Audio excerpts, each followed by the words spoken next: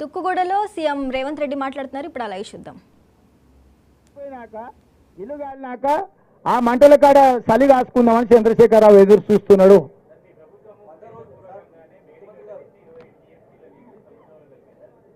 ఇప్పుడు నేను అదే చెప్తున్నా, మేడిగడ్డ వాళ్ళ అధికారంలో ఉన్నప్పుడు 3 నెలల ముందే పగిలిందా, కుంగిందా? నీళ్ళు ఎవడు వదిలిండా? మీరు అంతా చూసి వచ్చారు కదా. ఎన్నికలప్పుడు నేను రాహుల్ గాంధీ గారు పోయినప్పుడు చుక్క నీళ్ళు ఉండేనా? నేను శ్రీధర్ బాబు గారు మేము పోయినామా? ఇక దాంట్లో నీళ్ళు ఎప్పుడు నింపినా? బుర్ర లేకుండా మాట్లాడుతుండు, మందేసి మాట్లాడుతుండో మతి లేకుండా మాట్లాడుతుండో నాకైతే తెలియలేదు. ఎప్పుడు పోయింది మేడిగడ్డ? ఆగస్టు సెప్టెంబర్లోనే కదా పోయింది. అది పోయినెంబడే కదా మేడిగడ్డలు ఉన్న నీళ్ళని వాళ్ళే కదా కిందికి వదిలింది. తర్వాత మేడిగడ్డలో నీళ్ళే నింపిండు. డ్యామ్ సేఫ్టీ వాళ్ళు వచ్చి ఉన్నవి కూడా తొలగించండి అని చెప్పారు కదా. ఇది వదులు, దానిపైన ఉన్న అన్నారం కూడా బొక్కవాటది కూలేటట్టుంది, దాన్ని కూడా నీళ్ళు వదలమని డ్యామ్ సేఫ్టీ వాళ్ళే చెప్పారు కదా. సాంకేతిక నిపుణులు పర్యవేక్షిస్తుంటే కాంగ్రెస్ వాళ్ళు వచ్చి 20 టీఎంసీలు కిందికి నీళ్ళు వదిలిందంటే ఏమన్నా మతి ఉందానే? ఆయనకు అసహనం ఉంది, నేను ఒప్పుకుంటా.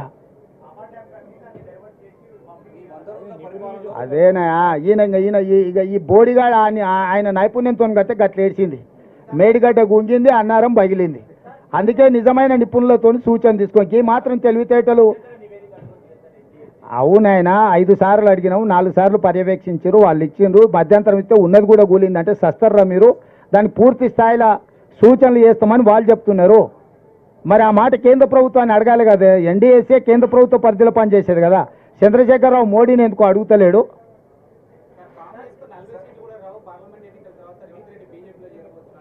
చూడంటుండు. ఇప్పుడు కేటీఆర్వి అన్ని పోరంబోకు మాటలు. ఊర్లలో ఆవరగాళ్ళు ఉంటారు కదా, చెట్ల కింద కూర్చొని పొంకనాలు కొడుతుంటారు. అంతకు మించి ఏమన్నా ఉందా? కళ్ళు కాంపౌండ్ల కాడ ఇట్లనే మాట్లాడుతుంటారు. ఏ మందుకళ్ళు తాగినాక మా కొడంగల్ నారాయణపేట ఏరియాలో కొంచెం మందుకళ్ళు ఎక్కువ.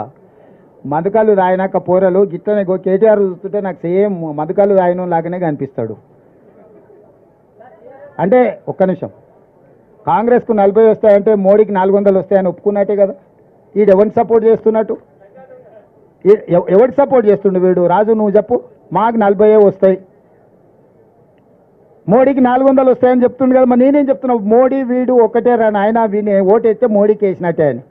పోనీ ఈ మొనగానికి రాష్ట్రంలో 1, 2 ఇస్తే ఎవరికి మద్దతు ఇస్తాడు? మేమైతే లోపలికి రానియం. వాళ్ళకు పడకపోతే ఎవరికి ఇస్తాడు? ఆయనకు ఓటేస్తే దండగానే కదా.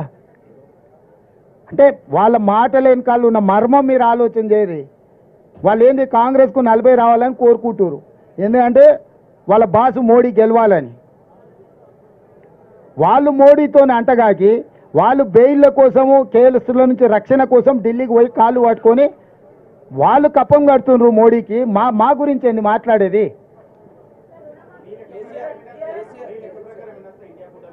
ప్రభుత్వం ఏర్పాటు చేస్తానని వస్తాయి. డేట్ చెప్పిన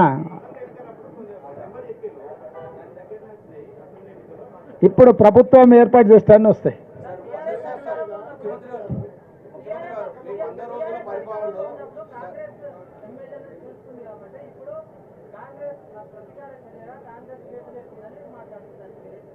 ఇక వాళ్ళే చెప్పాలి, వాళ్ళే చెప్పారు కదా.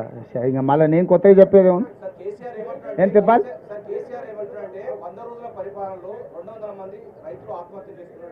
పేర్లు చెప్పమను, పేరు ఊర్లు ఇవ్వమను, నష్టపరిహారం ఇద్దాం. 200 నెంబర్ చెప్పుడు కాదు, పేర్లు వాళ్ళ వివరాలు ఇవ్వమను. తప్పకుండా ప్రభుత్వం నుంచి వాళ్ళని ఆదుకుందాం. సూటిగా నేను చంద్రశేఖరరావుని అడుగుతున్నా, ఏ రైతు ఏ ఊరు అతని వివరాలు మాకు పంపుండి. నిజంగానే రైతులు చచ్చిపోయి ఉంటే రైతుల పట్ల సానుభూతి ఉన్న రైతు ప్రభుత్వం మాది. ఆ రైతు కుటుంబాలను ఆదుకునే బాధ్యత మాది. 200 కుటుంబాలను ఎన్నికలైన మరుక్షణం సచివాలయానికి పిలిచి వాళ్ళని ఏ రకంగా ఆదుకోవాలో మా ప్రభుత్వం నిర్ణయం తీసుకుంటుంది.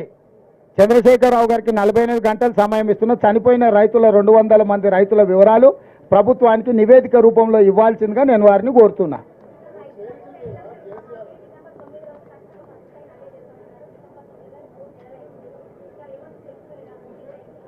ఎవరంటారమ్మా? ఎవరంటారు? మీరు ఎందుకంత సీరియస్గా తీసుకుంటారమ్మా?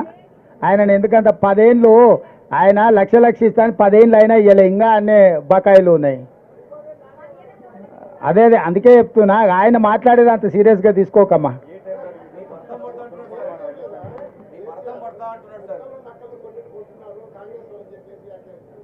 వాళ్ళు కూడా అన్నారు అదో గుంటనక్క ఆ మాటలు మేము పట్టించుకోమని, ఇంకా వాళ్ళ ఇష్టం ఏదన్నా అనుకోని మనకెందుకు.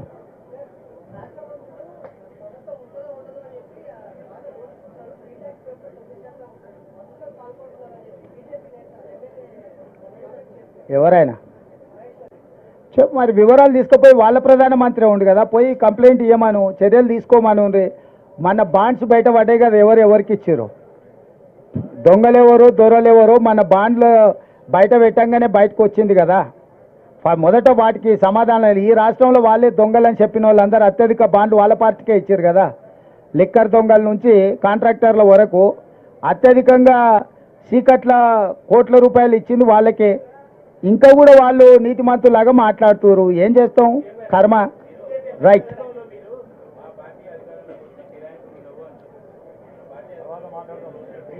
నువ్వు ఇంటికి రానికి సెలవు చెప్తా.